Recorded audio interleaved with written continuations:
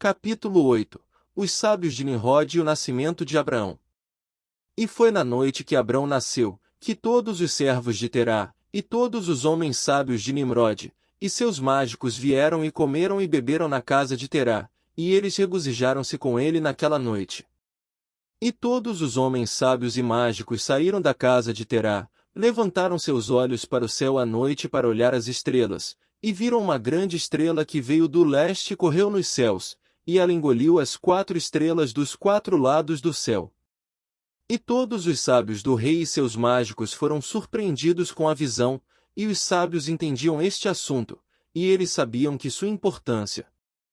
E disseram uns aos outros: isso só significa que o filho que nasceu a terá nesta noite, que vai crescer e ser frutífero, e multiplicar, e possuir toda a terra, ele e seus filhos para sempre, e ele e sua semente matarão grandes reis, e herdar suas terras. E os sábios e mágicos foram para casa naquela noite, e de manhã todos estes sábios homens e mágicos se levantaram de madrugada, e se reuniram em uma casa marcada.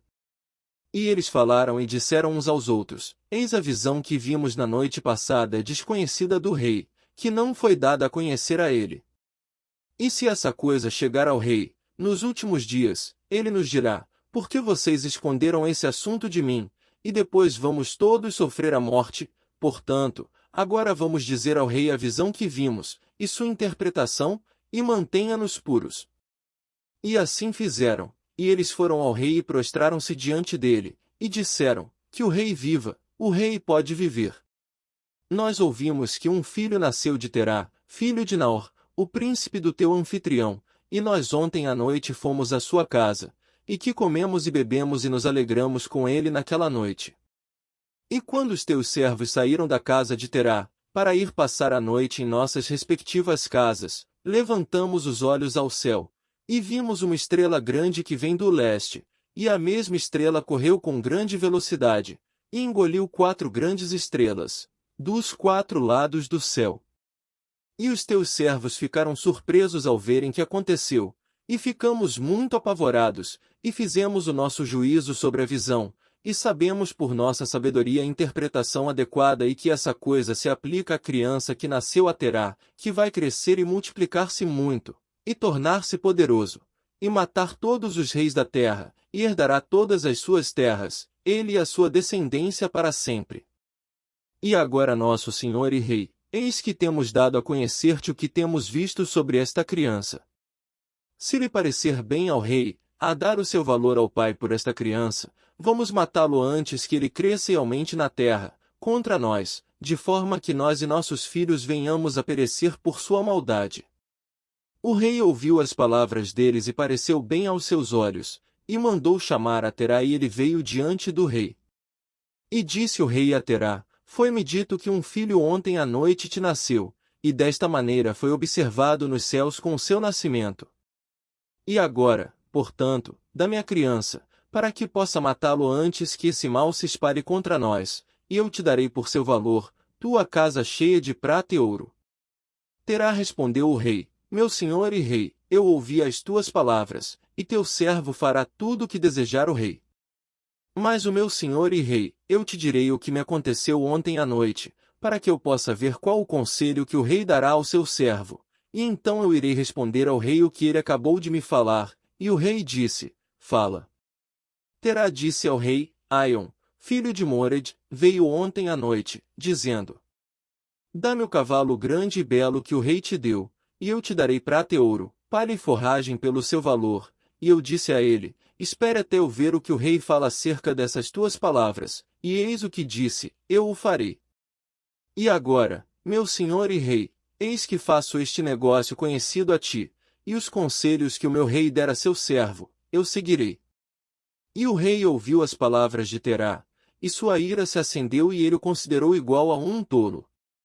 E o rei respondeu Terá, e disse-lhe: tu és tão bobo, ignorante, ou deficiente em compreensão, para fazer isso, dar a teu belo cavalo para ouro e prata ou até mesmo para palha e pasto. És tu tão curto de prata e de ouro, para que faças tal coisa? Tens porventura tu, falta de palha e forragem para alimentar o teu cavalo? E o que é prata e ouro para ti, ou palha e forragem, para que tu deis o belo cavalo que te dei, como não há ninguém que tenha outro igual em toda a terra. E o rei parou de falar, e Terá respondeu ao rei, dizendo que, como tenha rei perguntado a seu servo, rogo-te, meu senhor e rei, que expliques acerca desse assunto que falaste, dá teu filho, para que possamos matá-lo, e te darei ouro e prata para o seu valor. O que devo fazer com prata e ouro, após a morte do meu filho? Que herdará de mim? E certamente após a minha morte, a prata e o ouro vai voltar para o meu rei, que a deu. E quando o rei ouviu as palavras de Terá, e da parábola que ele trouxe acerca do rei, pesou-lhe muito e ele estava irritado com isso, e sua raiva ardia dentro dele. Terá viu que a ira do rei se acendeu contra ele, e ele respondeu ao rei, dizendo, tudo o que eu tenho está em poder do rei, e faça o rei o que bem deseja fazer com o seu servo. Sim, meu filho, ele está nas mãos do rei, sem valor de troca. Ele e seus 2 irmãos que são mais velhos do que ele. E disse o rei a Terá, não, mas vou comprar o teu filho mais novo por um preço. Terá respondeu ao rei, dizendo, rogo-te, meu senhor e rei, ainda deixes a teu servo falar uma palavra diante de ti, e possa o rei ouvir a palavra de seu servo. E Terá disse, deu meu rei 3 dias a seu servo para pensar sobre este assunto dentro de mim, e consultar com minha família sobre as palavras de meu rei, e ele pressionou o rei se a concordar com isso. E o rei ouviu a Terá, e ele fez isso e ele deu-lhe um prazo de 3 dias, e Terá saiu da presença do rei, e ele voltou para casa para sua família e falou-lhes todas as palavras do rei, e todos eles se encheram de temor.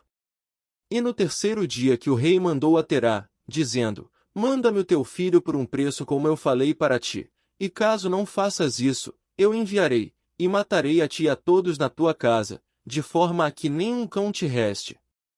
E Terá apressou-se, como a coisa era urgente do rei, e ele tomou uma criança de um dos seus servos, que a sua serva tinha gerado naqueles dias, e trouxe Terá a criança para o rei tendo recebido valor por ele. E o Senhor estava com Terá nesta matéria, para que Nimrode não causasse a morte de Abrão. E o rei tomou a criança de Terá e a jogou de cabeça com toda a sua força para o chão, pois ele pensou que tinha sido Abrão, e este foi escondido dele a partir daquele dia, e foi esquecido pelo rei, como era da vontade do Senhor, para não sofrer a morte de Abrão.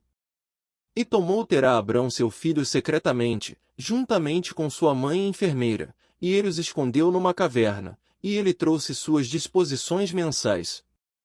E o Senhor estava com Abrão na caverna e ele cresceu, e Abrão esteve na caverna 10 anos, e o rei e seus príncipes, adivinhos e sábios julgaram que o rei tinha morto Abrão.